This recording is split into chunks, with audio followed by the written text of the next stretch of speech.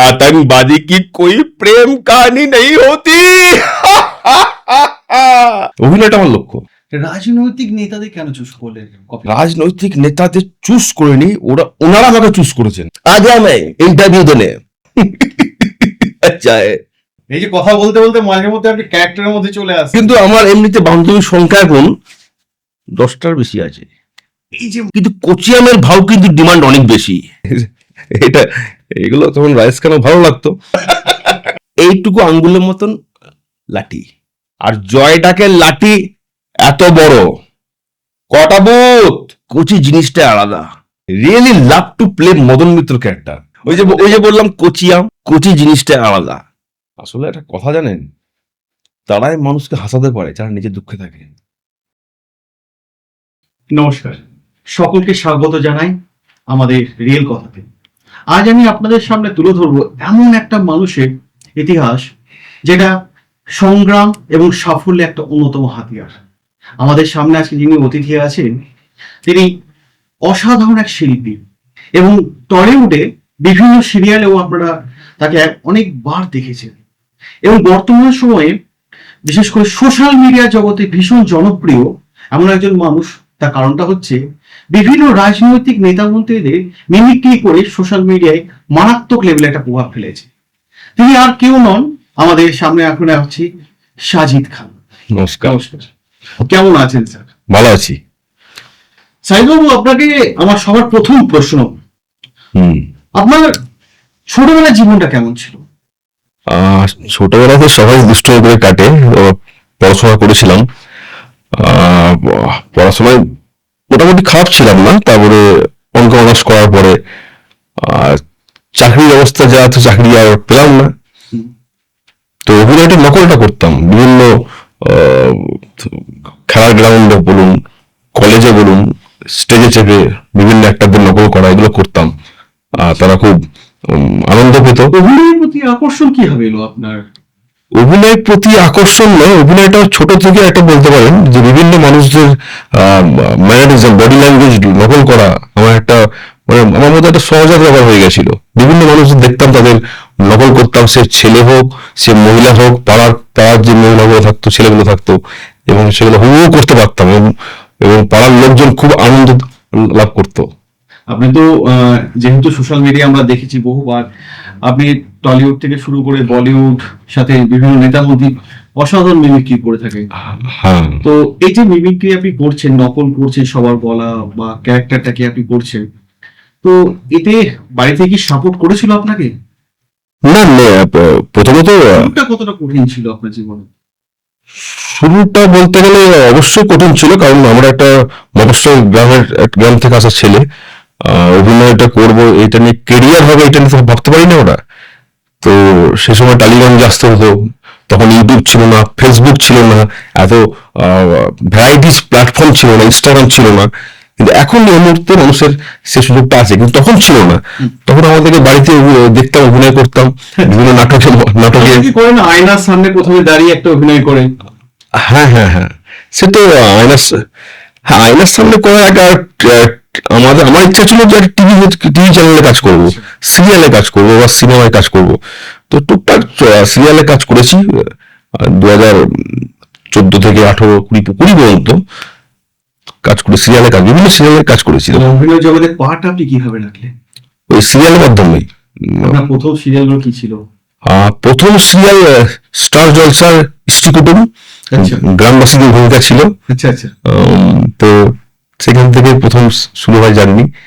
আপনি তো অনেক সিরিয়ালও করেছেন বলছেন, তো সিরিয়ালের প্রথম দিন থেকে শেষ দিন পর্যন্ত আপনার অভিজ্ঞতা কেমন ছিল?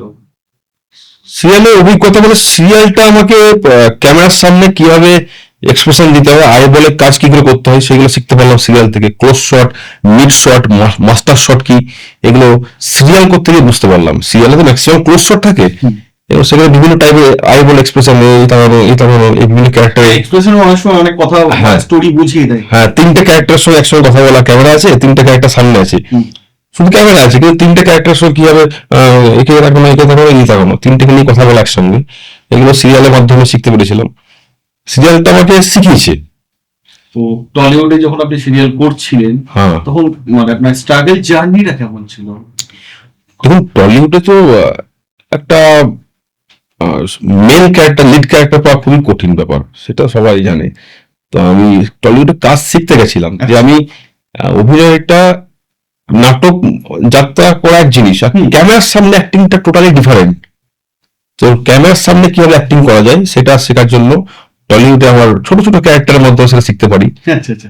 এবং অভিনয়টা জানতাম, ক্যামেরার সামনে যে ট্রেনিংটা সেটা টলিউডে ওই সিরিয়াল করতে গিয়ে সেটা বুঝতে পারি। অভিনয় করতে গিয়ে আপনার কখনো কোনো সমস্যায় পড়তে হয়েছিল, বা এমন কোনো ঘটনা যেটা আপনি বলতে চাইছেন এখন? অভিনয় মানে ইউটিউবে হয়তো একটা সমস্যা হয়েছিল আমার। কিরকম সমস্যা? কোনো একটা সেটা কি ভিডিও, বলা যাবে? কোন একটা ভিডিও নিয়ে সেটা একটা কল্যাণ ব্যানার্জি আর নকল করেছিলাম। কল্যাণ ব্যানার্জি আমাদের যে এমপি আছেন, হুম। ওনার নকল করেছিলাম। সেই নকল করতে গিয়ে একটা কেস খেয়েছিলাম, আচ্ছা এবং কেসটা করোনার সময় খেয়েছিলাম। আচ্ছা। তখন যাতায়াত নাই, বাস বন্ধ, ট্রেন বন্ধ, প্রচন্ড হয়রানির শিকার সে সময় হয়েছিলাম। কেস মিটে গেছে? হ্যাঁ, কেস মিটে গেছে এবং খেলে দিয়েছি। খেলেছেন আমার হয়ে যিনি খেলেছেন। আপনার হাসিটা কিন্তু হ্যাঁ। একজন পলিটিশিয়ানের সাথে খুব ম্যাচ করে। কার সাথে? নামটা বলেই দেবেন, আপনি বলবেন? পলিটিশিয়ান আমি তো দেখি, বলুন, আপনি বলুন। অনুব্রত মণ্ডল। আপনি তো অনুব্রত মণ্ডলে অনেক ভিডিও করেছেন, মিমিক্রি করেছেন, হ্যাঁ, ঠিক আছে? হ্যাঁ। তো আজকে আমাদের দর্শক বন্ধুদের জন্য একটা ছোট্ট ক্লিপ হয়ে যাক না? অনুব্রত মন্ডল এই মুহূর্তে হ্যাঁ, ছোট্ট তো একটা। বাজার খুব খারাপ। তো বেশ, আপনার জন্য রিকোয়েস্ট তো একটা করছি। হ্যাঁ। হুম।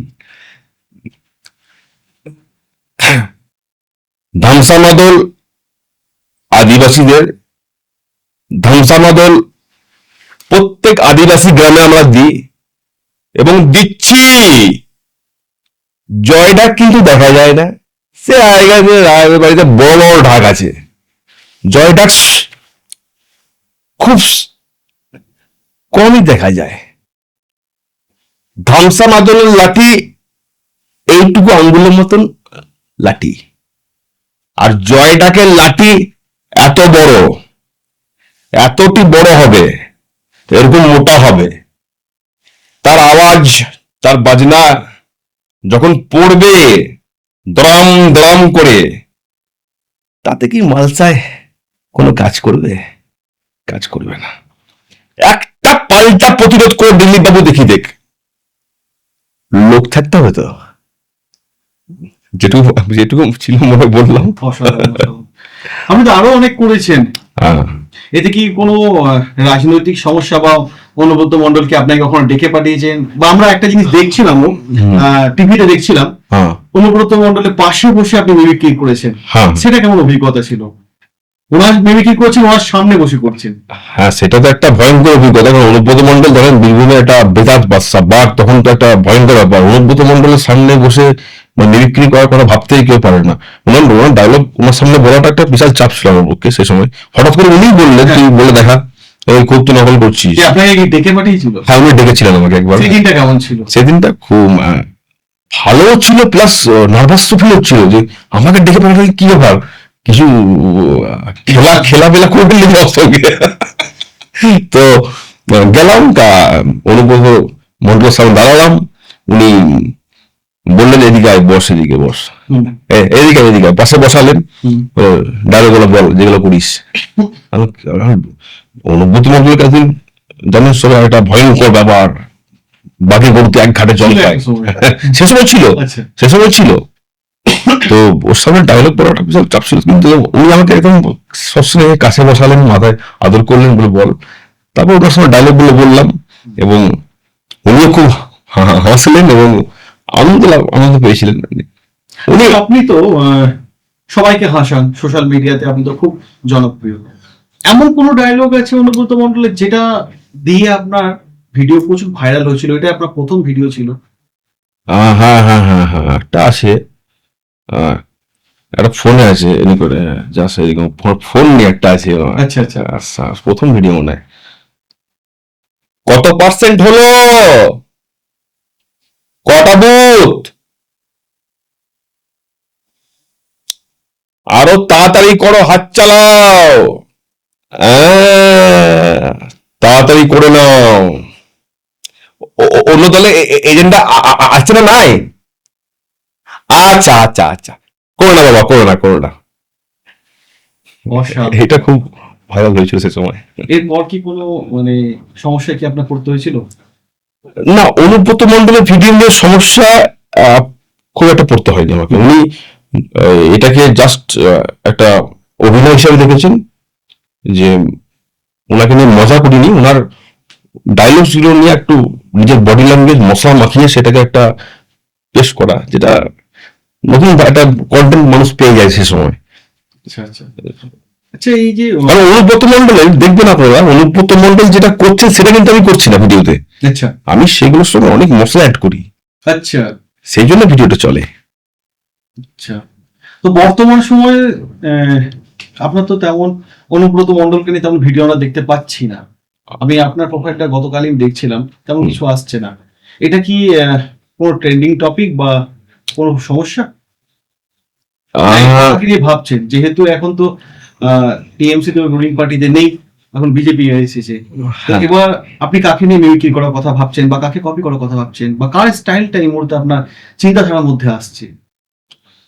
দেখুন, অনুব্রত মন্ডল এই সময় তো ট্রেন্ডিং এ নেই, একটা রাজনীতির মানে ব্যাপার, মানে ট্রেন্ডিং এ যারা যে নেতাগুলো ডায়লগস বলে, তো অনুব্রত মন্ডল এই সময় আপনার তো ট্রেন্ডিং কম আছে। তো ইউটিউব তো একটা ট্রেন্ডিং প্ল্যাটফর্ম, যে ট্রেন্ডিং ভিডিও নিয়ে কাজ করে, টপিকস নিয়ে কাজ করলে ভিউয়ার্স বেশি আসে। হুম। তো এই সময় ট্রেন্ডিং এ যেগুলো আছে, সামিক সিনহাটা করা, সামিক ভট্টাচার্য, শ্রমিক ভট্টাচার্য করার খুব ইচ্ছা আছে। আচ্ছা উনি খুব ভালো ভালো কথা বলেন।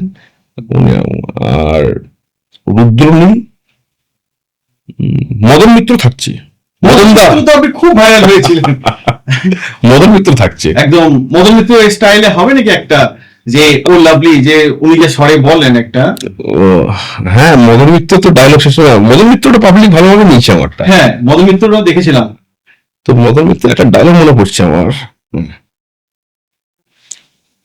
বাজারে গেলে আমরা বলি না, বাবা যাই দিবি যে একটু কচি রেখে দিবি, কচি জিনিসটা আলাদা। তুমি দেখবে পাকা আম যেমন মানুষ খায়, কিন্তু কচি আমের ভাव কিন্তু ডিমান্ড অনেক বেশি, কারণ কচি কচি আমকে যদি ক্যাটওয়াক করাও, বাজারে কোনো মডেল দাঁড়াতে পারবে না, কারণ কচি আম। অসাধারণ অসাধারণ। তো সাইদুবাবু, আমার কাছে একটা গুরুত্বপূর্ণ প্রশ্ন আছে আপনার। সেই প্রশ্নটা হচ্ছে, আপনি যে এই ধরনের ভিডিওগুলো করছেন, হুম। কখনো কোনো দিন ভেবেছেন যে হ্যাঁ আপনিও রাজনীতিতে আসতে চাইছেন, বা আপনার রাজনীতিতে আসা ইচ্ছে আছে, না, তাকে দেখে আপনার আইডিয়াল মনে হচ্ছে যে হ্যাঁ এবার আমার রাজনীতিতে যাওয়া দরকার, এবং কি ফিউচারে কোনো প্ল্যান আপনার মধ্যে আছে? রাজনীতিতে যে, আমি তো অভিনেতা, রাজনীতিতে আসার কোনো সেরকম ইচ্ছা নেই। আচ্ছা তবে দেখি যে কোনো দল সেভাবে যদি অ্যাপ্রোচ করে, হ্যাঁ, যদি ভালো কাজ করতে পারি রাজনীতির মাধ্যমে, সেটা তখন ভেবে দেখা যাবে। আচ্ছা, কখনো কি এরকমও ইচ্ছা আছে আপনার যে আবার সিরিয়াল জগতে ফিরে যাওয়া? আপনি তো মনে হয় লাস্ট সিরিয়াল আপনার কি ছিল? দেখছিলাম ওটা। কুন্দ ফুলের মালা, আচ্ছা আচ্ছা, এটা কত সালে ছিল এটা? এটা 2018 কি 19। এরপর আর কোনো সিরিয়াল আছে? না, এরপরে সিরিয়াল জগৎ আর যাইনি, এত ভাইরাল হওয়ার পর সিরিয়াল জগতে যাইনি। এরপর কি YouTube- ইচ্ছা আছে একদম ডাইরেক্ট মুভিতে সিনেমা দেখবো আপনাকে, বা হ্যাঁ। কোনো অফার আপনার কাছে আছে? হ্যাঁ, সেরকম যদি কোনো ডিরেক্টর আমাকে নিয়ে ভেবে থাকেন, মনে হয় যে আমি এটা আমার কোনো চরিত্র ভালোভাবে লেখেন আমার জন্য, অবশ্যই সেটা নিয়ে ভাববো। আচ্ছা, মানে ইচ্ছে আছে। অবশ্যই ইচ্ছা আছে, আমি অভিনেতা, অবশ্যই বড় জায়গায় যাওয়ার ইচ্ছা থাকবে। আচ্ছা, আপনাকে আমরা দেখেছিলাম বিভিন্ন মানে খাবারের দোকানগুলোতে যখন ওপেনিং হয়, তখন আপনাকে গেস্ট হিসেবে ডেকে পাঠায়। হ্যাঁ, এরকম কোনো একটা ইনসিডেন্ট যেটা আপনার কাছে চিরস্মরণীয় হয়ে আছে, এরকম কোনো একটা দিক? খাবারের দোকানে হ্যাঁ, হঠাৎ করে একটা কিছুদিন আগে একটা খাবারের দোকানে আমি জাস্ট, আপনি যে কাহিনীটা আপনি আমাকে বলছিলেন, হঠাৎ করে কোনো একটা জায়গায় আপনি খেতে গেছিলেন, সেই দোকানটা সেদিন ওপেনিং ছিল, ওই স্টোরিটা শুনতে চাই। হ্যাঁ তো বলি, খাবারের দোকানে গেছি চাউমিন খেতে। আচ্ছা আমি আমার একটা বন্ধু, সে সাংবাদিকের রোল করে আমার সঙ্গে। তো চাউমিন খেতে গেছি, তো দেখছি যে মহিলা, যিনি খাবার দোকানের মালিক, উনি দেখে বলছি, এই দাদা আপনি, আমার বিশ্বাস করতে পারছি না, আমরা একটা ভিডিও দেখেছি আপনার ফলোয়ার ফ্যান। সঙ্গে সঙ্গে কি করলো, যত সমস্ত খাবার ছিল, যত সমস্ত আইটেম চিকেন থেকে বাসন্তী পোলা সব একদম নামিয়ে দিল প্লেটে, আচ্ছা, খেলাম এবং খাওয়ার পরে কাহানিটা খাবার পর এটাও লাগলো না, একটু লাইভে বলে দিলাম। আচ্ছা আচ্ছা, খুব ভালো ভালো। তো সোশ্যাল মিডিয়াটা পাওয়ার আছে, সোশ্যাল মিডিয়াটা পাওয়ার একদম একদম। এই মুহূর্তে আপনি দেখছিলাম যে কয়েকদিন আগেও দেখছিলাম বেশ নাচ গানের উপর আপনার একটা নেশা রয়েছে, ডান্সের উপর একটা নেশা হ্যাঁ, রয়েছে, হ্যাঁ, খুব সুন্দর ডান্সও করেন, অনেকগুলো ক্যারেক্টারকে প্লে করেন একসাথে, বিশেষ করে কিশোর কুমার থেকে শুরু করে রাজেশ খান্না, খুব ভালো মানে দুটোকে একসাথে কম্বিনেশন করে আপনি ডান্সগুলো করেন। তো এই আইডিয়াটা কি করে এলো যে কিশোর কুমারের সাথে মানে রাজেশ খান্নার ব্যাপারটা? আসলে আমি ছোট থেকেই রাইস খান্না, কিশোর কুমার, মোহাম্মদ রফি এদের গানের একটা বিশাল ফ্যান আমি, আচ্ছা, ছোট থেকে দেখি এবং সেই সমস্ত পুরনো অ্যাক্টরদের ফলো করতাম। বডি ল্যাঙ্গুয়েজ বললাম না আপনাকে, আচ্ছা, পাড়ায় যেমন বিভিন্ন মানুষদের নকল করতাম, সেরকম যখন সিনেমার স্ক্রিনে দেখি রাজেশ খান্নাকে, এই স্টাইল করে বাবু মশাই, এই যে আচ্ছা, আচ্ছা, এটা, এগুলো তখন রাজেশ খান্না ভালো লাগতো, তো ওগুলো ক্যাচ করলাম। আচ্ছা, এবং মানুষের কিশোর কুমার মুখটা যেরকম সেরকম মুখটা চেঞ্জ করতে পারি, আচ্ছা, যেমন ক্যারেক্টার সেভাবে মুখ চেঞ্জ করে নি আমি। আচ্ছা, আচ্ছা, যেমন অনুব্রত করলে একটা মদন করলে একটু মদন মতো ভালো, একটু একটু ড্রিঙ্কস নিলাম, একটু এই হালকা একটু ব্যাপারটা থাকে। বডি ল্যাঙ্গুয়েজটা খুব আমি মেনটেন করি, আচ্ছা, যে অনুব্রত ক্যারেক্টারের সঙ্গে মদন ক্যারেক্টার না মিলে যায়, টোটালি ডিফারেন্ট। সেগুলো করা তো উচিত। এবং আপনি দেখবেন একটা অন্য গোস্বামী এবং অনুব্রত একটা ঝামেলা হয়েছিল। আচ্ছা, হ্যাঁ হ্যাঁ হ্যাঁ, আমরা দেখেছি। এক মিনিট অনুব্রত যেটা আছে, ওটা দেখবেন মনে হবে অন্য গোস্বামী বলছে একটা ক্যারেক্টার, দেখবেন ভালো লাগছে। আচ্ছা, তাহলে আমি একটা গুরুত্বপূর্ণ প্রশ্ন আপনার উদ্দেশ্যে রাখি, সেটা হচ্ছে বর্তমান সময় সবাই তো ট্রেন্ডিং টপিক নিয়ে নাচ গান করে সোশ্যাল মিডিয়াতে, বিভিন্ন রিলে আমরা দেখতে পাই, হ্যাঁ, কিন্তু আপনার রিল গুলো দেখলে একটু পুরোনো দিনের রিল মনে পড়ে যায়, পুরোনো দিনের গানগুলো মনে পড়ে যায়, সেই কিশোর কুমার থেকে শুরু করে মোহাম্মদ রফি সাহেবের মানে গানগুলোর উপর আপনি নাচ গান করছেন। হ্যাঁ, হ্যাঁ। এইটা আপনি কি মানে কিভাবে দেখছেন এই বিষয়টাকে? সবাই তো নতুন জিনিসগুলোকে মানে ট্রাই করে বা ট্রেন্ডিং টপিক গুলো ধরে, কিন্তু আপনি ট্রেন্ডিং টপিক খুব একটা দেখতে পেলাম না যে আপনার না, মানে ফেসবুক পেজ বা ইনস্টাগ্রাম পেজে রয়েছে। আমি এই বিষয়টা আপনাকে কতটা অ্যাট্রাক্ট করেছিল? ব্যাপারটা হচ্ছে গানগুলো আমি পুরোনো দিনের করি, কিশোর কুমার, রাজেশ খান্নার পুরোনো দিনের গান, কিন্তু সম্পূর্ণটাই রাজেশ খানের স্টাইল থাকে না, আচ্ছা, সেখানে আমার সাইদ খানের স্টাইলটা ঢুকে থাকে, আচ্ছা, অনেকটা ক্রিয়েটিভ থাকে। রাজেশ খান্না কিন্তু ওইরকম ভাবে করেনি ব্যাপারটা। আচ্ছা, গানগুলো যদি ফলো করেন, দুটো রাজেশ খান্না বা কিশোর কুমারের গানটা লাগাবেন, আচ্ছা, আর আমার গানটা প্লে করবেন, কোনো কপি নেই কিন্তু আচ্ছা, আমি পুরো আলাদা ভাবে পারফরমেন্স করি, নিজে কোরিওগ্রাফি করি। রাজেশ খান্না এরকম ভাবে নাচতে পারে, আচ্ছা। মানে সেখানে আমার ফ্লেভারটা যোগ করে দিয়ে। মানে ওখানে আপনি এক হ্যাঁ, এবং মিঠুন চক্রবর্তী ভালো, অনেক ভিডিও আছে আমার, মিঠুন দার খুব ভক্ত ছিল। নাচ গানে তো দেখছিলাম সাথে সাথে আপনার এই কপি করাতে, হ্যাঁ মিমিক্রিতেও দেখলাম অনেক টিম মেম্বার আপনার রয়েছে। হ্যাঁ, হ্যাঁ। আপনার টিমে এখন মোটামুটি কতজন আছে? আমার টিমে মোটামুটি মহিলা আছে আপনার 4 জন মহিলা আছে, সুন্দর, সবই সুন্দর সুন্দর দেখতে। আর ছেলে আছে আপনার মোটামুটি 15 জন, 10-15 জন, মানে এটা বড় একটা team। বড় টিম একটা। এই টিমটা কিন্তু সবাইকে সবসময় ডাকি না, ইন্টারভিউর সময় কোনো সাংবাদিকে ডেকে নিলাম, করে নিলাম।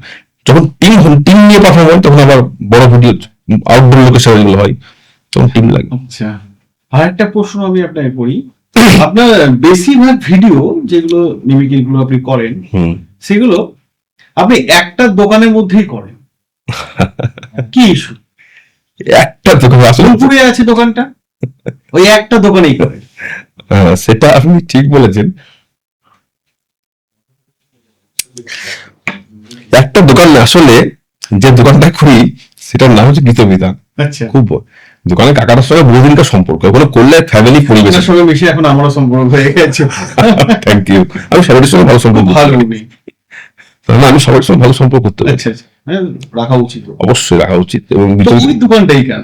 গীতবিতানের কাকা আমার ভিডিও দেখতো, সেসব ভিডিও দেখতো, ওনার ছেলে ভিডিও দেখতো, আমার চা খেতে যেতাম। আচ্ছা, আর বড় জায়গা, বড় প্লেস, শুটিং স্পটটা ভালো, যখন তখন শুট করতে পারি। আর মনের জায়গা, মনের কাছাকাছি জায়গা। ব্যর্থ প্রেম? ব্যর্থ প্রেম না, প্রেম কেন ব্যর্থ হবে? প্রেম প্রেম তো প্রেম থেকে যাবে। আপনি যে প্রেমটাকে লোক শুনেছিলাম কন্ট্রোভার্সিয়াল টপিক ওই দোকান থেকে। না, পাওয়া যাবে? প্রেম ভালোবাসা কখনোই আঁকড়ে ধরে পাওয়া যায় না। সেটা তো আপনি ভালোবাসেন, সেটা থেকে যাবে তো। হুম। ছেড়ে দিন, উন্মুক্ত করে দিন না, তাতে সে যদি সুখে থাকে ভালো থাকুক। আচ্ছা, মানে আমার দর্শক বন্ধু, কিন্তু আমার এমনিতে বান্ধবীর সংখ্যা এখন 10টার বেশি আছে। এই যে মাঝে মধ্যে আপনি ক্যারেক্টারের মধ্যে ঢুকে যাচ্ছেন, অসাধারণ। ওই যে বললাম কচিয়াম, কচি জিনিসটা আলাদা। বেশ অনেকক্ষণ ধরে তো দেখতে পাচ্ছি আপনি বেশ রাজনৈতিক নেতাদের নিয়ে মিমিক্রি করছেন। হুম। কখনো কি ইচ্ছে হয়নি যে বলিউডের কাউকে আমি সামনে রেখে সেই ক্যারেক্টারটা প্লে করি? বলিউডের বলতে গেলে নানা পাটেকার খুব ফ্যান ছিলাম সে সময়। হ্যাঁ, নানা পাটেকার। আচ্ছা, ওনার ফ্যান তো সবাই আমরা, साउंड लाइक अच्छा है। अच्छा है, आ गया मैं इंटरव्यू देने, पैसा नहीं है पॉकेट में फिर भी इंटरव्यू देता हूँ, गरीब हूँ, बचने से बदबू आती है, आंखों में सच्चाई देख। अच्छा है। ওইটা মনে আছে, ওই আব্দুল ক্যারেক্টারটা? আব্দুল্লাহ, এখন আমার যে ডায়লগটা বলে দিলাম এখন আমার তো মেমোরাইজ করতে পারছি না, কারণ ওইসব বলিউড করাটা তো ছেড়ে দিচ্ছি, এখন পলিটিশিয়ানদের নিয়ে বেশি করি। তবে আরটা পারি, অমরেশ পুরী। আচ্ছা, তাই নাকি? শোনান একটা। अरे रहमान, तू एक आतंकवादी है और आतंकवादी की कोई प्रेम कहानी नहीं होती।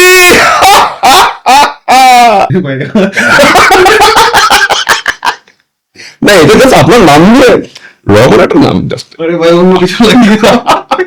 এটা অমরেশ পুরী মিমিক্রি তো, এটা পাবলিক বোঝে। আচ্ছা, আপনার কাছে আমার আর একটা প্রশ্ন। আপনি তো অনেকে মিমিক্রি করেছেন, হুম, কিন্তু একটা কথা আমরা বলি, আমি কিন্তু মিমিক্রি আর্টিস্ট হিসেবে ফেমাস হতে চাই না। আচ্ছা, আমার প্রতিটা ভিডিও আপনি লক্ষ্য করবেন, প্রতিটা ক্যারেক্টার তারা কিন্তু ওইভাবে কথা বলে না, দেখেছি আমরা। তারা কিন্তু ওইভাবে প্রতিটা অভিনয় কিন্তু আমার নিজস্ব ভাবে ফুটে তুলি আমি। গডসে দেখবেন, যে কোনো অভিনয় দেখুন আপনি, সে আপনি কল্যাণ ব্যানার্জি দেখুন, কুণাল ঘোষ দেখুন, মদন মিত্র দেখুন, বা অনুব্রত দেখুন, আমি কিন্তু নিজের বডি ল্যাঙ্গুয়েজ নতুন ভাবে সৃষ্টি করছি ক্যারেক্টার বলতে পারেন আপনি। মদন মিত্র যেটা বললাম আপনাকে, এই যে ক্যারেক্টার, এটা মানুষ কিন্তু মদন মিত্র ফিল করতে পারছে। তো আমি মিমিক্রি আর্টিস্ট হওয়ার ইচ্ছা নেই, তবে মিমিক্রি মানুষ নিয়ে নিচ্ছে, এখন করছি। যদি কেউ ভালো অভিনয় দেয় তো অভিনয় করতে রাজি আছি, অভিনয়টা আমার লক্ষ্য। আচ্ছা, রাজনৈতিক নেতাদের কেন চুজ করলেন কপি করা? রাজনৈতিক নেতাদের চুজ করেনি, ওনারা যারা চুজ করেছেন বলতে পারেন। আগে তো অনেকে মিঠুন নকল টকল করতাম সেই সময়। মিঠুন চক্রবর্তী, হ্যাঁ করে কৈশাক সালাম মারবো এখানে, লাশ পড়বে শ্মশানে, অভিমন্যু নাগ, বালি পোড়াও নয়, জল ঢরাও নয়, জাত গোখরো, এক ছবলেই ছবি। কিন্তু এই ধরনের, কিন্তু বলি আপনাকে ব্যাপারটা পুরো কমপ্লিট হয়নি এখন। এই মিঠুন চক্রবর্তী করেছি, তারপরে অনুব্রত ডায়লগ শুনলাম। আচ্ছা, অনুব্রত ডায়লগ শোনার পর মনে হলো এই ডায়লগস গুলো নিয়ে আমি নিজের বডি ল্যাঙ্গুয়েজ দিয়ে একটু কমেডি ফ্লেভার ঢুকিয়ে মানুষকে খাওয়াতে পারবো। ডায়লগের মধ্যে যে ডবল মিনিং কথা, আচ্ছা, তার সঙ্গে আইবল এক্সপ্রেশন এসব ঢুকিয়ে এটা খেলনা দিতে পারে। হঠাৎ একদিন মনে এলো, তো বসলাম, তখন রিয়েলমি মোবাইল ছিল, তখন তো এত এইচডি সেট এসব সেট ছিল না। আচ্ছা, তখন রিলস ছিল না, টিকটক ছিল। আচ্ছা, যে টিকটক যেমন ভাইরাল হয়ে যায় সে সময়, তারপর থেকে আপনার তাহলে উত্থান কোথা থেকে? টিকটক থেকে না ফেসবুক থেকে? টিকটক থেকে ব্যান্ড হয়ে গেছে। টিকটক ব্যান্ড হয়ে যাওয়ার পরে তো টিকটকের ভিডিও গুলো আমি ফেসবুকে ছেড়ে দেয়। কলকাতায় কেউ কোন একজন ডাক্তার টিকটকের ভিডিও গুলো ফেসবুকে ছেড়ে দেয়। আপনার? হ্যাঁ, আমার ভিডিও ছেড়ে দেয়, আমি জানি না, আমি ভাইরাল। আচ্ছা, 4-5 মিলিয়ন ভিউয়ার্স। আমাদের বন্ধুরা ফোন করছে, এই ভাই তোর ভিডিও চরম ভাইরাল চারিদিকে। কি বলছিস? I am surprised, totally surprise. আমি ছিলাম বাড়িতে বসে। তারপর আমি কি করলাম, ওই টিকটক রিলস ফ্রেমে ভিডিও বানাতে লাগলাম, 9:16 ফ্রেমে। দেন আমি বিভিন্ন প্ল্যাটফর্মে ছাড়ি, ইউটিউবে ছাড়ি, ফেসবুকে ছাড়ি। 1 মাসের মধ্যে রেজাল্ট, টাকা ঢুকতে লাগলো, হিউজ অ্যামাউন্ট। আই ক্যান্ট ইমাজিনের বাইরে আমার, মানে এত টাকা আমি ভাবতে পারি সোশ্যাল মিডিয়ায়, তারপর টাকা তারপর লেগে গেলাম ইউটিউব ফেসবুকে। এটাই তাহলে সোশ্যাল মিডিয়া করে বলছেন একটা ফিউচার। ভিউজ, হ্যাঁ হ্যাঁ, যদি সঠিকভাবে করা যায়, সঠিকভাবে ভিউজ পাওয়া যায়, সোশ্যাল মিডিয়ার মতন জায়গা নেই। যদিও প্রশ্নটা করা ঠিক নয়, তবুও জিজ্ঞেস করছি, এই বলো। মুহূর্তে সোশ্যাল মিডিয়া থেকে আপনি আর্নিং করেন, আমি এক্স্যাক্টলি বলবো না, কিছু একটা দিয়ে বোঝান। এটা তো ভিউজ উপর ডিপেন্ড করে। যেমন 2020 থেকে 2024 পর্যন্ত আইফোন কেনার মতন প্রতি মাসে আর্নিং ছিল। আচ্ছা, আইফোন কেনার মতন। সেটা কি এখন? সেটা এখন এখন কি হবে, আপনার ভিভো কেনার মতো হচ্ছে। যদিও বাড়বে, জায়গাটা তো ব্যবসা, তো দিস ইজ বিজনেস। আপনি কেমন প্রোডাক্ট দিচ্ছেন ইউটিউবকে, ফেসবুকে কেমন প্রোডাক্ট দিচ্ছেন তার উপর নির্ভর করছে। আমি ভালো প্রোডাক্ট দিলে অবশ্যই আমার আইফোন কেনাবো, আইফোন আরো ভালো ভালো ফোন কিনতে পারবো, তো বুলেটও কিনতে পারবো, চারচাকাও কিনতে পারবো, তো চলে যায়। বাহ, আমি 6 বছর ধরে ইউটিউব করছি, 6 বছর ধরে। 6 ইয়ার্স, 2020 থেকে। আচ্ছা, এটা 2026 সাল। এখন অনেক ক্রিয়েটার উঠে গেছে, তখন কিন্তু এত ক্রিয়েটার ছিল না। রিলস হওয়ার জন্য বেশি ক্রিয়েটার আগমন ঘটে এখন। আচ্ছা, রিলসটা 9:16 হয়তো মোবাইলে করে দেয় মানুষ, কিন্তু আমার ভিডিও তো 16:9 রেশিওতে আচ্ছা, ফিল্মেটিক ভিডিও, যেটার জন্য আপনাকে পুরো একদম বিভিন্ন ভাবে অনেক খাটতে হয়, close shot, mid shot, long shot. আর রিলস ভিডিও তো সোজা সামনে দাঁড়িয়ে করে দিলেন, সেই জন্য এখন সহজ উপায় হয়ে গেছে। অনেক ক্রিয়েটার উঠছে, অনেকে খেলছে। আমি যখন খেলেছি, একাই খেলেছি, ভয়ঙ্কর খেলা খেলে দিয়েছি। এই যে কথা বলতে বলতে মাঝে মধ্যে আপনি ক্যারেক্টারের মধ্যে চলে আসেন। আর এখনো খেলবো, ছাড়বো না, ছেড়ে দেবো না। কেমন ভাবে? খেলা হবে, অনুব্রত খেলবো না, কি হবে, অন্য কিছু খেলবো। কেমন খেলা? খেলা মানে অভিনয় খেলা। আপনি তো অনেক জায়গায় কপি করেছেন, অনেক কিছু শোনা যায়। হুম। কোন রাজনৈতিক ক্যারেক্টারটা আপনার প্লে করতে সব থেকে বেশি ভালো লাগে, বা আপনার দর্শকদের হাসাতে সব থেকে বেশি ভালো লাগে, বা আপনি অন্তর থেকে তৃপ্তি পান? এক্স্যাক্টলি বলতে গেলে আমি অনুব্রত হিসেবে ভাইরাল, কিন্তু I really love to play Madan Mitra character. আচ্ছা, this is my heart touching.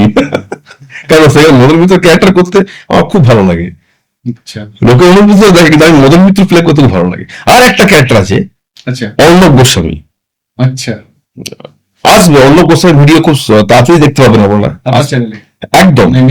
আমি অর্ণব গোস্বামী একটা সাংবাদিকের মিমিক্রি খুব তাড়াতাড়ি আসবে। অর্ণব গোস্বামীটা খুব ভালো নামক আমি ছিলাম সে সময়, আচ্ছা। খুব ভালো লাগে সেটা করতে। এছাড়া বলিউড বা টলিউডে এমন কেউ আছে যার একটা প্লে করতে আপনার খুব ভালো লাগে? किरण मैं तुमसे प्यार करता हूँ किरण। अरे ताली रे मार रे शाहरुख खान, मैं तुमसे प्यार करता हूँ ना, এসব কথা আমি করতাম, প্লে করতাম। আচ্ছা, এখন এগুলো দেখতে মাই পাই? ফেভারিট শাহরুখ খান মিমিক্রি খুব করতাম কলেজে। আচ্ছা, এখন এগুলো দেখা যায় না কেন? আসলে আমার চ্যানেলটা বাংলা চ্যানেল। আচ্ছা, আপনি তো বলছেন ইউটিউব, তো এটা আমার চ্যানেলটা রাজনীতির উপর বাংলা চ্যানেল, সেখানে আমি শাহরুখ খান করলে মানুষ দেখবে না। না, কেন দেখবে না? না, বাংলা হিন্দি মিক্স হয়ে যাবে, কন্টেন্ট একটা নিচের উপর কাজ করতে হয় না আমাদেরকে। বাংলা হিন্দি মিক্স হলে অডিয়েন্স মিক্স হবে। বাংলায় কোন অভিনেতাকে আপনার সবথেকে তো হিন্দি আমি কাজ করবো, হিন্দি চ্যানেল, বলিউড ম্যাচতে আমার চ্যানেল আছে, কাজ করবো ইচ্ছা? অবশ্যই হিন্দি করার ইচ্ছা আছে। মিঠুন চক্রবর্তী কিছু সিন পুরোনো দিনের নতুন ভাবে ক্রিয়েট করবো, এবং উৎপল দত্ত ক্যারেক্টারটা ইচ্ছা it is also biggest viral. হবে নাকি একবার? ওই যে ঘন আছে না, ঘন এক নম্বর পার্টি হারামজাদা, শুনলাম তোমার মেয়ের সঙ্গে ওর মিটিং মিক্সিং চলছে। মিটিং মিক্সিং আমি বুঝতে পারলাম না, বুঝলেন না, লটঘট লটঘট। দেখালাম। অসাধারণ, অসাধারণ। তো উপলব্ধ ক্যারেক্টার প্লে করতে খুব ভালো লাগে, উনি অসাধারণ ভিডিও করে, এবং যতগুলো ভিডিও করেছি ভাইরাল হয়েছে। কখনো মাথায় আসেনি যে কুণাল ঘোষের কোন একটা কিছু মিমিক্রি করা বা কিছু? কুণালদার ডায়লগ মাঝে মধ্যে বলেও ছিলেন যে হ্যাঁ এরকম কিছু একটা প্ল্যান ভাবছেন মিমিক্রি। কুণালদা আমার চ্যানেলে থাকবে, কুণালদার চ্যানেলে থাকবে, কুণালদার ভিডিও আসবে, মাঝে মাঝে না আসা হবে না। তো দেরি হয় কেন আপনার ভিডিও আসতে? ভিডিও আসতে দেরি হয় কারণ হচ্ছে স্ক্রিপ্ট আমাকে লিখতে হয়, আচ্ছা, এডিটিং আমাকে করতে হয়। Team work. বলছি স্ক্রিপ্ট লেখা, এডিটিং করা, এতে তো 5-7 দিন চলে যায় আমার। আচ্ছা, এই জন্য একটু হ্যাঁ। gap হয়ে যায়। তো এই জন্য রিহার্সাল করতে হয়, তাহলে আমি বর্তমান সময় দেখতে পাচ্ছি আপনার ডান্সের ভিডিও হুম। মোটামুটি ডেলি আসছে, মোটামুটি 3-4 দিন পর পরই একটা দেখতে পাচ্ছি। হ্যাঁ হ্যাঁ। কিন্তু এই যে আপনি কপি করছিলেন, এইটা একটু মনে হচ্ছে একটু ধীর গতি হয়ে গেছে, কেন? একটু তো চেঞ্জ হয়েছে কিছু রাজ্যে, আচ্ছা। তো রাজ্যে যখন অনেক কিছু চেঞ্জ হয়েছে বুঝতে পারছে না ওরা, তো আমার ক্যারেক্টার গুলো চেঞ্জ হবে, তো সেগুলো নিয়ে ভাবতে হচ্ছে আমাকে। তবে আসবে, 10 দিন একটা করে ভিডিও আসবে, আসবে। অবশ্যই আসবে। কাজ বন্ধ হবে না, কাজ চলবে। বাহ। আপনি কখন বুঝতে পারলেন যে আপনাকে মানুষ চিনছে, জানছে, এরকম কোনো স্মৃতি? চিন্তা মানে আমি যখনই দেখছি ভিউয়ার্স বেড়ে গেছে, বাইরে বেরোলেই তখন লোকের সেলফি টেলফি তুলতো, তখন যখন যেখানে যেতাম পাবলিক গ্যাদার হয়ে যেত, গ্যাদারিং ট্রেনে বাসে তখন সেলফি টেলফি তো মুখ টুক ঢাকা নিয়ে যেত, তখন করোনার সময় তো। হ্যাঁ হ্যাঁ, এই একটা ব্যাপার ছিল, একটা ফেসবুকে ভাইরাল হয়েছিল, আপনি ট্রেনে যাচ্ছিলেন, হ্যাঁ। মুখ ঢাকা মাস্ক পরে যাচ্ছিলেন, ব্যাপারটা কি হয়েছিল এটা জানতে চাই। ওই তো ব্যাপারটা, সিট নিয়ে কাড়াকাড়ি, আচ্ছা। ট্রেনে বসে আছি, উঠতে হবে, মাস্ক পরে বসে আছি। হুম। কিন্তু অনুব্রত মন্ডল স্যার বিশাল ভাইরাল, তখন মারাত্মক ভাইরাল। অনুব্রত মন্ডল কি জিনিস সবাই জানে, আমাকে দেখেও নিয়েছে, পাশে বসে আছি আমি, অনুব্রত ভিডিওটা ভাইরাল হয়েছে, অনুব্রত পাশে ডায়লগ বেড়েছি হুম। যে সিট নিয়ে কাড়াকাড়ি, আমি সিট রেখেছি, ও সিট রেখেছে, হুম। আমি মাস্কটা নামিয়ে দিলাম হালকা করে, হালকা করে মাস্ক নামিয়ে দিই, রে দাদা এই বসুন বসুন বসুন, চাকান চাকান, কথা থাকলো। এরকম ঘটনা অনেক হয়েছে। আমার একটা ঘটনা মনে পড়ে গেল, সম্ভবত আজ থেকে 1.5-2 বছর আগে বোলপুরে আপনার সাথে আমাকে দেখা হয়েছিল। তো হুম। তখন আপনার সঙ্গে আমার কথা হচ্ছিল, চা খাওয়া হচ্ছিল, সেই সময় দেখলাম প্রচুর সংখ্যক মানুষ আপনাকে ঘিরে ধরেছে এবং সেলফি নিচ্ছে। তো এই বিষয়টা হয় না, অনেকে যে ভাইরাল হয়ে যাওয়ার পর একটু সরে যেতে চায় ব্যাপারটা, আপনি এই বিষয়টা কিভাবে দেখেন? আপনি তো দেখো মাটির মানুষের মতো করে কাজ করছিলেন, সবার সাথে আপনি সেলফি নিচ্ছিলেন, সবার সাথে ভালোভাবে কথা বলছিলেন, সবাই আপনাকে নানান প্রশ্ন করছিল। হ্যাঁ একদম, দেখুন আমাকে তো পাবলিকের ভালোবাসায় তো আজকে হ্যাঁ, এই জায়গাটা এই জায়গায় এসেছে। পাবলিক কাছ থেকে দূরে চলে গেলে তো হবে না, তাদেরকে ছোট করাটা উদ্দেশ্য নয়। সে যে ফ্যানই হোক, সে আমার কাছে গুরুত্বপূর্ণ, সে আমার একটা একটা ভিউয়ার্স, আচ্ছা সে আমাকে ভালোবেসে দেখছে, ডাকছে, তার কাছে অবশ্যই তার আবদার পূরণ করতে হয়। আচ্ছা, এখানে আমি আমার দর্শক বন্ধুদের বলে দিই, আমি সাজিদ খানকে রিকোয়েস্ট করব, বোলপুরে রাস্তার ধারে যখন আমি আর ও চা খাচ্ছিলাম, তখন অনেক মানুষ ওনাকে ধরেছে, ছবি টবি নিচ্ছে, সেলফি নিচ্ছে, ভিডিও করতে বলছে, অনেকে আবার একজন রিকোয়েস্ট করেছিল যে রাস্তার মধ্যে মিমিক্রি করতে। নানা পাটেকার একটা মিমিক্রি করেছিল, অসাধারণ করেছিল। সম্ভবত মুভিতে আমি যেটুকু মনে পড়ছে আমার, নানা পাটেকার থানার মধ্যে কাউকে ডেকে এনেছে, নিয়ে বিরিয়ানি খাওয়াচ্ছে, নিয়ে সে সত্য কথা বলছে না, তারপর নানা পাটেকার এসে এক চর মারলো, তারপর বললো যে এভাবে স্যালারি টাকা চলে যায়। ওই বিষয়টা একটু বলুন না, ওটা একটু করে দেখেন না। ডায়লগটা এসে মনে নেই আমার। কি ছিল ঘটনাটা? ওই তো জজবান সিনেমার ডায়লগ মনে হয় এটা। अब्दुल अब्दुल इधर आ, बिरयानी ले आ, बिरयानी खा, बैठ, बता चोरी किसने किया था? साहब मुझे नहीं मालूम साहब, थम्स अप ले आ, थम्स अप ले आ, चल थम्स अप पी, बता चोरी किसने किया था?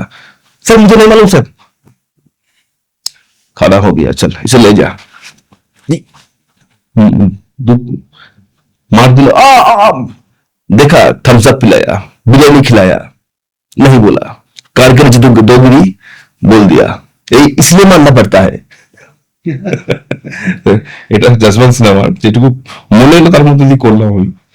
মানে আপনি বলিউড থেকে শুরু করে সব জায়গাতেই এখন মোটামুটি হ্যাঁ। ক্যারেক্টার প্লে করছেন। এবার প্রশ্ন হচ্ছে এখানে, বর্তমান সময়ে নতুন যে সমস্ত অভিনেত্রী আমরা দেখি, এরকম কি কোনো চিন্তা ভাবনা আছে যে বলিউডে বর্তমান সময়ে কাউকে কপি করা, বা টলিউডে এরকম কি কোনো চিন্তা ভাবনার মধ্যে কি আপনি এগিয়ে যাচ্ছেন? হ্যাঁ অবশ্যই, বলিউডের কিছু সেলিব্রিটি নিয়ে কাজ করবো, আচ্ছা, তাদের এই কাজ করবেন মানে ওনাদের মিমিক্রি? হ্যাঁ মিমিক্রির মাধ্যমে ওদের আমাদের কিছু অভিনয় করবো, আচ্ছা যেটা আমি এন্টারটেইন প্লাসে এখন চ্যানেল আমি বাংলা রাজনীতি নিয়ে করছি, আচ্ছা। সেটা বলিউড নিয়ে করবো, সেটা চ্যানেল অবশ্যই আমার কিছু ফলোয়ার আছে সেখানেও, বলিউড মাস্তি, হুম। সেটা নিয়ে এগোবো। এই মুহূর্তে কি রাজনীতির ভিডিও কি আমরা দেখতে পাবো না? একদম পাবেন, না পাওয়ার কোনো কারণই নেই। অনুব্রত মন্ডলের নেক্সট ভিডিও কবে আসবে? এখন অনুব্রত মন্ডলের ভিডিও দুদিন পরে শুট আছে আমার। আচ্ছা আজকে ইন্টারভিউ দিয়ে কালকে কালকে শুট আছে কালকে। আচ্ছা এটাই শেষ ভিডিও অনুব্রত, তবে এই মুহূর্তে স্টক থাকবে, তারপরে ফিউচারও করার প্ল্যান আছে। হ্যাঁ মানে অনুব্রত রাজনীতি ছেড়ে দেওয়ার পরে কি করবেন বাড়িতে, সেই টপিকস নিয়ে ভিডিওটা। আচ্ছা রেকর্ডিং ভাগ্য হয়নি? না, রেকর্ডিং হয়নি, ভিডিও শুট হবে কালকে হবে এটা। আচ্ছা আপনি কি ফিউচার কি এই সোশ্যাল মিডিয়া বলতেই থাকবেন? ফিউচার কি দেখতে পাচ্ছেন? না, ফিউচার অবশ্যই যারা নতুন হয়তো অনেকে আসার চেষ্টা করছে যে আসবো কি আসবো না, ভাবছে যে সোশ্যাল মিডিয়ায়, কেউ ভাবছে ফিউচার বানিয়ে নেব, কেউ ভাবছে যে আমি সব মানে ভিউজ আসছে না বলে হতাশা দিকে এগিয়ে যাচ্ছে। তা আপনি নিউ কামারদের কি সাজেস্ট করতে চান? নিউ কামার যারা আসছে তাদেরকে ভাবতে হবে যে কোন টপিকসটা ধরলে আনলিমিটেড ভিডিও করা যাবে, কোনটা আমার প্যাশন। আচ্ছা এমনি কাউকে দেখে এলে হবে না, ওর একটা ভিডিও ভাইরাল হয়েছে বলে আমি ভিডিও করবো, সেটা নয়। এইটাই বর্তমান সময় সবথেকে দেখা যায়। এইটাই তো হচ্ছে, এইটাই হচ্ছে যে ও ভিডিও করে ভাইরাল করেছে, আমি ভাইরাল হয়ে যাব, কিন্তু জানেন না আমার আসল পোটেনশিয়ালটা কি, আমার মধ্যে কি আছে। আচ্ছা কোন টপিকসটা ধরলে আমি আনলিমিটেড সার্ভিস দিতে পারবো এবং চিরজীবন দিতে পারবো। মানে একটা জিনিস ক্লিয়ার, কপি করে কিন্তু ওঠা যায় না, কপি করিনি, তার মধ্যে কপির মধ্যে কন্টেন্টের দম থাকতে হবে, নিজের ক্রিয়েটিভিটি থাকতে হবে। আজকে অনুব্রত মন্ডল যদি এইভাবে ডায়লগ বলে, শুনতে ভালো লাগবে না আমাদেরকে। হাতে এরকম করবে, এরকম করবে, এরকম বসবে, আবার কখনো মাছ চলে যাবে, বিভিন্ন রকম ব্যাপার থেকে যায়, মশলা ভরতে হয়, ভিডিওগুলো দেখবেন বুঝতে পারবেন। নর্মাল ভাবে নয় করলে হবে না, তার মধ্যে নিজস্ব কিছু মশলা ভরতে হবে, আর পাবলিকও কোনো শেয়ার না, পাবলিক খাবে না, পাবলিক খাবে না। আপনার ভাষার মধ্যে একটা আমাদের গ্রাম বাংলার মতো দেখা যাচ্ছে। হ্যাঁ, গ্রামের ছেলে তো। আপনার বাড়ি কোথায়, যেটা আমার শুরুতে জিজ্ঞেস করা উচিত ছিল, যদিও আমি জানি। তখন গ্রাম ছিল, এখন শহর হয়ে গেছে, বোলপুরের কাশীপুর। আচ্ছা ওখান থেকে ছোটবেলা থেকে? হ্যাঁ, ছোটবেলাতে ডাঙ্গুলি খেলেছি, ফুটবল খেলতাম। এই যে বারবার ক্যারেক্টারের মধ্যে চলে আসছে, বাড়িতেও কি মানে যখন মাকে বলেন মা ভাত দাও, সেই অনুভূতি স্টাইলে কি আপনি বলেন যে ভাত? না, বাড়িতে কোনো অভিনয় চলে না, বাড়িতে করলে ছোটাবে। বাবা খুব স্ট্রিক্ট, বাবা আমার দুটো দাদা, বড়দা মেজদা দুজনে হাই স্কুল মাস্টার, আচ্ছা সিপিএম আমল মাস্টার, আচ্ছা তখন চাকরি পেয়েছিল। তো আমিও অঙ্কে অনার্স ছিলাম, আচ্ছা চাকরির পরীক্ষা দিয়েছিলাম, 3 বার দিয়েছি, হাফ নম্বরে বাদও গেছি, হাফ নাম্বার অনলি, ওবিসি ছিল, আচ্ছা হয়তো হাফ নম্বরকে বাবা বাদ যায় না, আমি বাদ গেছিলাম। তারপরে পরীক্ষার প্রতি অনীহা জন্মে যায়, এর আগে আমলে। আচ্ছা আচ্ছা বাড়িতে আপনাকে মা বা বাবা কিছু বলে না যে এইটাকে নিয়ে তুই ফিউচার বানাচ্ছিস না কোনো চাকরির জন্য না, বা কিছু, না এটাকে নিয়ে তুই? বলে অবশ্যই বলে, মা সাপোর্ট করে খুব। আচ্ছা my mother is my biggest fan. আচ্ছা বাবা হয়ে এসে বলে কি সব করে বেড়াচ্ছিস তুই? না, বাবা বলতো প্রথমে, বাবা যখন ভিডিও দেখে নেয় না তখন বুঝতে পারি শালা তো আলাদা বান্দা আছে, শালা যখন ভিডিও দেখে নেয় বাবা তখন হা হা হয়ে যায়, না ভাই তখন কিছু চুপ হয়ে যায়, করতে দাও। কখনো বকাঝকা করে নাই? না, বাবা কি করে বলবে, তারপর যখন স্টার অন 24 ঘন্টা, নিউজ 24 সব নিচে বসে আছে। আচ্ছা হ্যাঁ, আমি ব্রাশ করছি, ঘুম থেকে উঠেছি, সব ইন্টারভিউ নিয়ে বসে আছে, ভাই একবার একটা ইন্টারভিউ নেবো ভাই, এসো। আপনার? হ্যাঁ, ওরা আই এম সারপ্রাইজ, সকালে উঠে আমি তোমার রেডিও ভাই 1 ঘন্টা পর এসো, সাংবাদিক বলছি 1 ঘন্টা পর, এখন নয়, এরকম দিনও গেছে। আচ্ছা বেশ, খুব ভালো। আমার যে নেক্সট প্রশ্নটা আছে আপনার উদ্দেশ্যে, সে প্রশ্নটা হচ্ছে যে এই যে আপনি দীর্ঘদিন ধরে মানুষকে হাসিয়ে আসছেন, হাসানোটা একটা মানে আমরা যদি মনে করি যে আমরা যে হাসি তাহলে আমাদের শরীর স্বাস্থ্য দিক থেকে সব দিক থেকে ভালো থাকবে। একদম।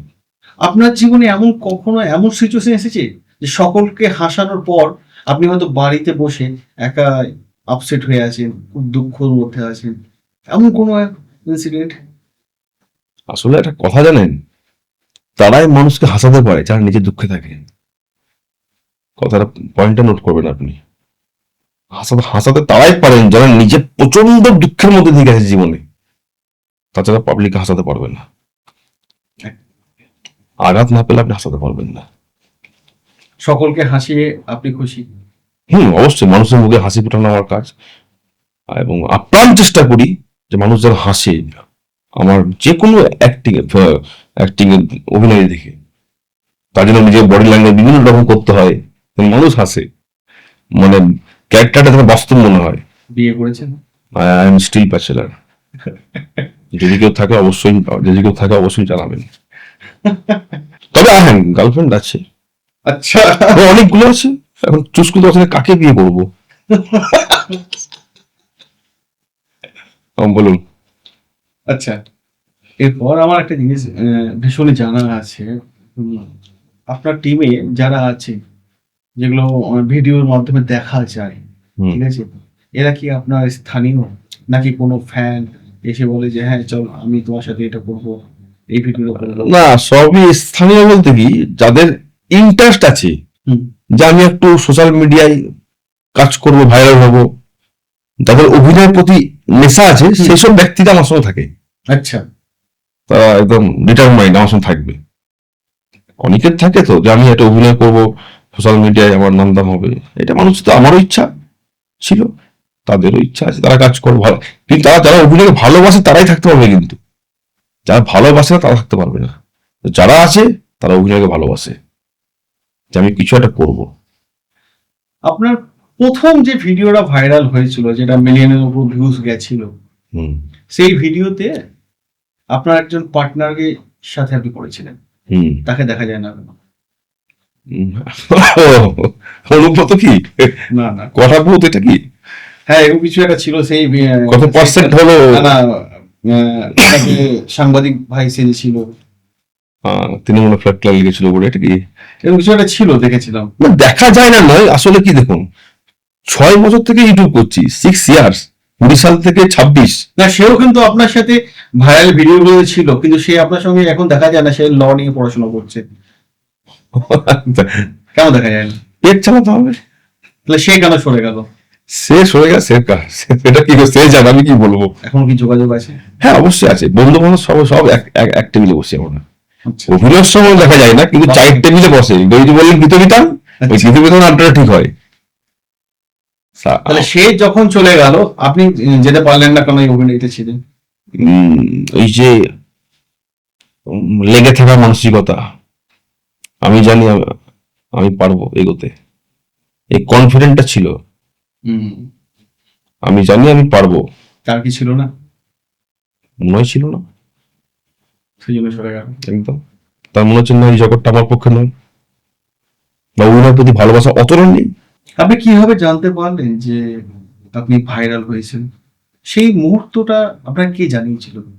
ওই যে বললাম, আমার ভিডিওগুলো কলকাতায় খুব ভাইরাল, আমি জানি না। আপনাকে কে সংবাদটা দিল? আমার একটা ক্লাস ফ্রেন্ড, আচ্ছা, সে ফোন করে বললো যে সাজিদ তোর ভিডিও তো ভালো ভাইরাল, কলকাতায় সব জায়গায় চলছে।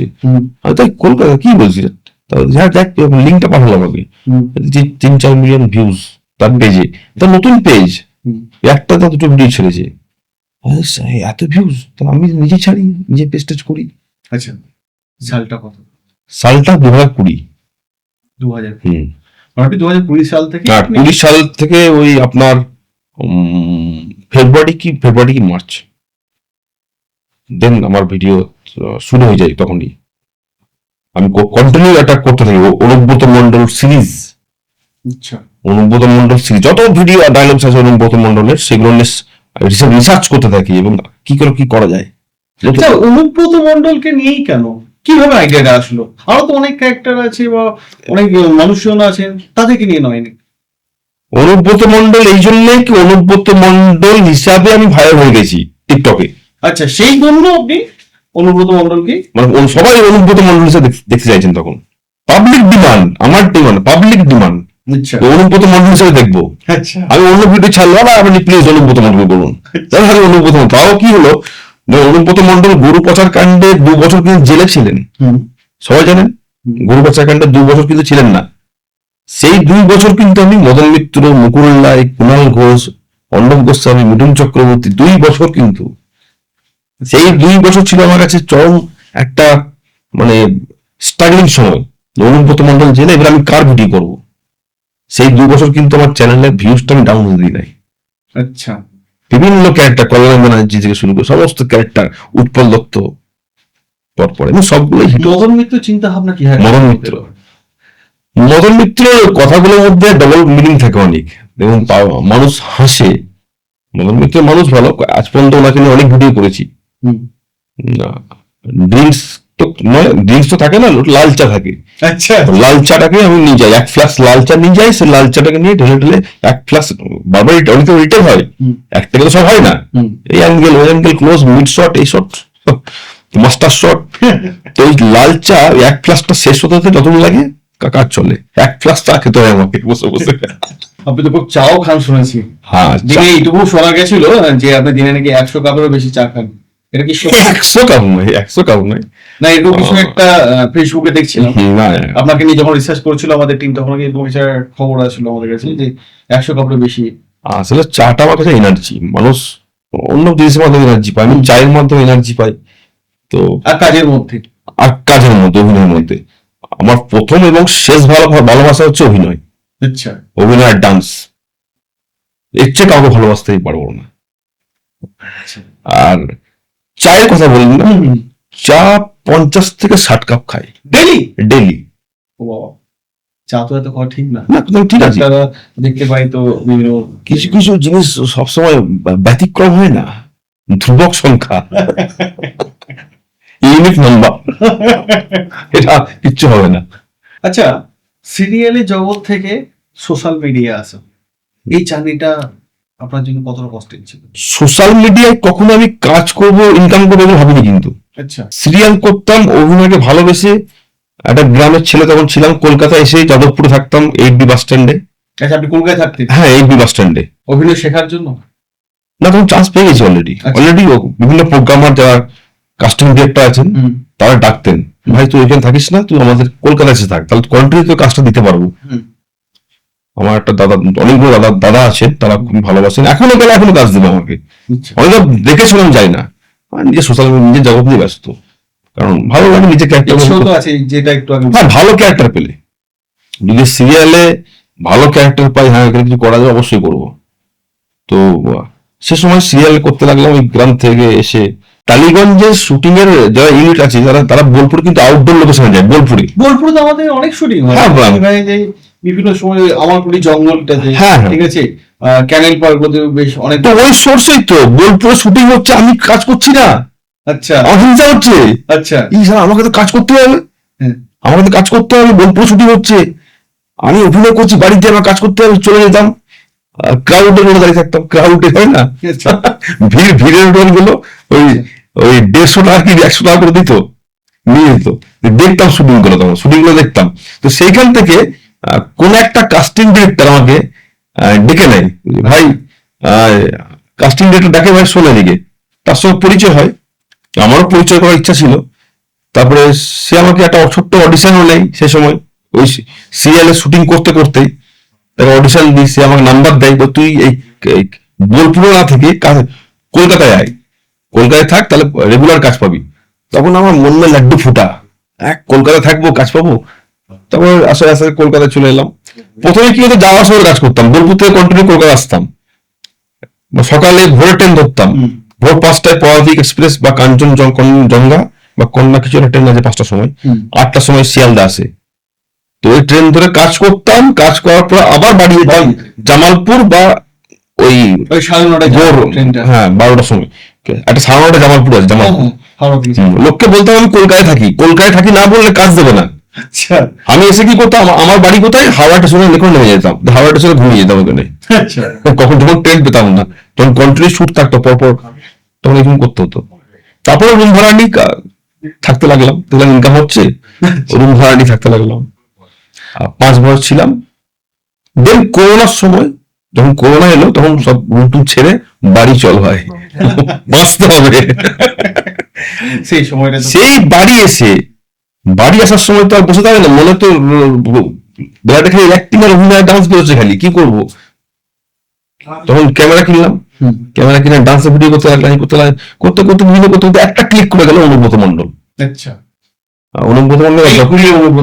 অনুব্রত মন্ডলটা ক্লিক মানে ভাইরাল হতে লাগলো, সবাই স্ট্যাটাসে দিচ্ছে তখন। দেন ওইটা নিয়ে তখন এইটা নিয়ে কাজ করতে হবে, কারণ অনুব্রত অনেক ডায়লগস ছিল যেগুলো নিয়ে আমি কাজ করতে রিসার্চ করতে শুরু করি। আচ্ছা, তারপরে চলে, এখনো পর্যন্ত চলছে, টিকে আছি মার্কেটে। তাহলে লাস্ট আমি আরেকটা কথা বলবো। অনুব্রত মণ্ডলকে নিয়ে যখন আপনি এতটাই ভাইরাল হয়েছেন এবং প্রত্যেকটা কথার মধ্যে অনুব্রত মণ্ডলের নামটা আসছে, অনুব্রত মণ্ডলের সঙ্গে আপনি তো মনে হয় সামনে বসে মিমিক্রি করেছিলেন। এরপর কি আমরা অনুব্রত মণ্ডল কি আপনাকে কখনো মানে এটা নিয়ে কি বকাঝকা বা কিছু যে এরকম করিস না? না না না, সেরকম কোনোদিন বলেনি। উনি বলেছেন ভিডিও কর, ভালোভাবে কর, আচ্ছা যেন ইমেজে ক্ষতি না হয়, আচ্ছা আর নোংরামো করবি না, হুম, ভিডিও কর, ভালোভাবে কর, আচ্ছা আর তুই ভালো করিস। আচ্ছা সাবাসী দিয়েছিলেন। আমি তোর ভিডিও দেখি, আচ্ছা আমি খুব হাসি বাড়িতে। আচ্ছা মানে আপনার ভিডিও দেখে অনুব্রত মণ্ডল খুব মজা পাই। হ্যাঁ হ্যাঁ, এবং টালিগঞ্জ, একটা কথা বলি, টালিগঞ্জে হরনাথ চক্রবর্তীও ফোন করেছিল সে সময়। আচ্ছা হরনাথ হিন্দল চক্রবর্তী আচ্ছা একটা কাজেও ডেকেছিলেন জিতের প্রোডাকশনে। সে সময় যাওয়া হয়নি কেন? আসতে পারিনি, প্রচন্ড ভিডিও নিয়ে আসতো। আমি ওই আসিনি, আমি একটু নিজের মনে চলি বলতে গেলে। আপনার কাছে লাস্ট একটা জিনিস, অনেক কিছু জানলাম, অনেক কিছু শিখলাম, লাস্ট একটা জিনিস আপনার কাছে রিকোয়েস্ট, যেহেতু বারবার কথার মধ্যে অনুব্রত মণ্ডলকে আনছেন, লাস্ট এমন একটা মিমিক্রি আপনি করেছেন অনুব্রত মণ্ডলকে নিয়ে, যেটা দেখে আপনার মনে হয়েছে যে এটা আরেকটু হলেও আমি ভালো করতে পারতাম, কিন্তু সেই ভিডিওটা মিলিয়নের ওপর ভিউজ গেছে, এরকম কোনো একটা ভিডিও, বা সেটা যে এখন আরেকটু ভাবে আপনি করে দেখাতে পারতেন? হ্যাঁ, তোমার দেখলে না, তোমরা দুজনা মিলে কত লাফালাফি করলে, কত ছোটাছুটি করলে, লাভ হলো? আমরা যে খেলতে জানি, আমরা ভালো খেলা জানি, আমাদের মতন খেলতে কেউ পারবে না।